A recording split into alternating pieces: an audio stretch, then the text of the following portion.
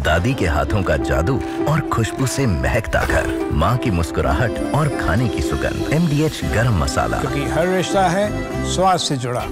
America का रुख क्या है, ये साफ शब्दों में अमेरिका के उपराष्ट्रपति JD वैंस ने पिछले हफ्ते ही बता दिया था। उन्होंने क्या कहा था? उन्होंने कहा था भारत को आत्मरक्षा का हक है, भारत को टारगेटेड स्ट्राइक्स करनी चाहिए और फिर पाकिस्तान का क्या रुख होना चाहिए वो भी उन्होंने साफ साफ बोला था। एक बार खुद सुन लीजिए। तो जनरल दत्ता, एक तरीके से जो पूरी स्क्रिप्ट है पहले ही JD वैंस ने बता दी है कि भारत को ऐसे रिएक्ट करना चाहिए कि ब्रॉडर रीजनल कॉन्फ्लिक्ट ना हो। हमने अपने स्टेटमेंट में साफ साफ बोला है, हमने सिर्फ आतंकी ठिकानों को हिट किया है। फिर JD वैंस ने बोला कि Pakistan should cooperate with terror outfits being hunted down which sometimes find shelter on their soil. मतलब आपके देश के अंदर जो भी आतंकी ठिकाने हैं उनको खत्म करने में आपको सहयोग देना चाहिए। GPS लोकेशन देनी चाहिए, ऐसा है GPS लोकेशन देनी चाहिए, गाइड देना चाहिए। क्या सर, ये तो थोड़ा ज्यादा हो गया। पाकिस्तान को हम कहेंगे कि वो शेरपा भेजे हमारे साथ, ये तो ज्यादा हो जाएगा। पद्मजा, जो JD वैंस ने बोला है वो उन्होंने बिल्कुल अमेरिका की पॉलिसी क्लियर डिक्टेट करी है।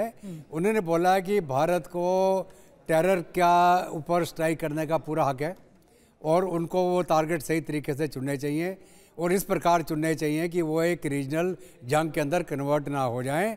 और साथ साथ में पाकिस्तान की ये जिम्मेवारी है कि पाकिस्तान उस टेरर नेटवर्क को ध्वस्त करने में मदद करे और सहयोग दे। अभी भारत ने क्या किया है? हमने कोई मिलिट्री टारगेट नहीं स्ट्राइक किया, हमने कोई पाकिस्तानी सिविल टारगेट नहीं स्ट्राइक किया, हमने टेरर कैंप पे स्ट्राइक किया है। तो हमने क्या बड़ा सिलेक्टिव ऑपरेशन किया है। पाकिस्तान को चाहिए कि जो बचे कुछ और वहाँ पे जो टेररिस्ट कैंप है उनको भी ख़त्म कराए, हमें और बताए कि यहाँ भी मौजूद है, यहाँ भी बम मार दीजिए आप। लेकिन अगर पाकिस्तान ने कोई मिलिट्री रिस्पांस किया हमारे इस एक्शन के खिलाफ तो वो रीजनल जंग में कन्वर्ट होगा। अगर वो रीजनल जंग में कन्वर्ट होगा तो फिर वो अमेरिकन डिक्टेट के खिलाफ होगा। उसकी जिम्मेवारी पूरी की पूरी पाकिस्तान के ऊपर होगी और भारत के ऊपर नहीं होगी। और भारत जो कार्रवाई करेगा, हमने ऑलरेडी वो सारी बातें फैक्टर करी हैं। और यह मान के चलें, कभी भी पागल आदमी पे भरोसा मत करें आप।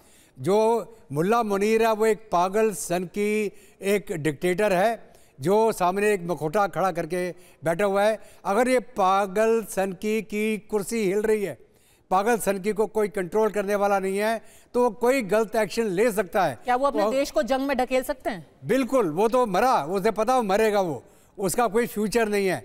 इसलिए वो बोला मैं तो मरूंगा, लेके मरूं, साथ में थोड़ी कंपनी होगी। लेकिन इसलिए हमें अपना गार्ड डाउन नहीं करना है।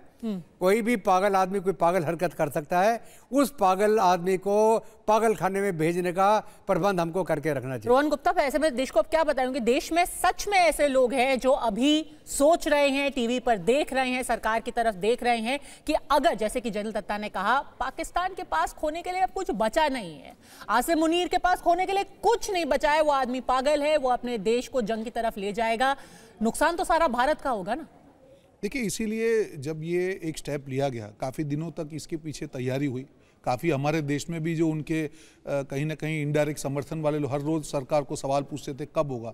पर ये सरकार जिम्मेदार सरकार है, सेना के साथ बैठ के एक ये पूरा आज ये पहला स्टेप है Padmaja ji. This is not the end of it, this is the beginning of it. We are prepared for everything.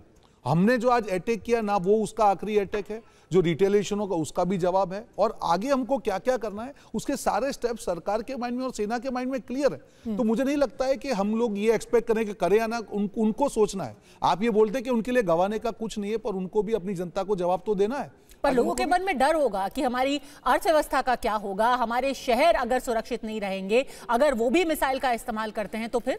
देखिए, मुझे लगता है कि पूरी सेना पूरी तरह से तैयार है और इसीलिए अमित शाह जी ने जो बैठक बुलाई बॉर्डर स्टेट्स की, उसमें काफी प्रिपरेशंस इस चीज के लिए। We are ready for everything, any kind of retaliation, any kind of counter action, we are all prepared for it.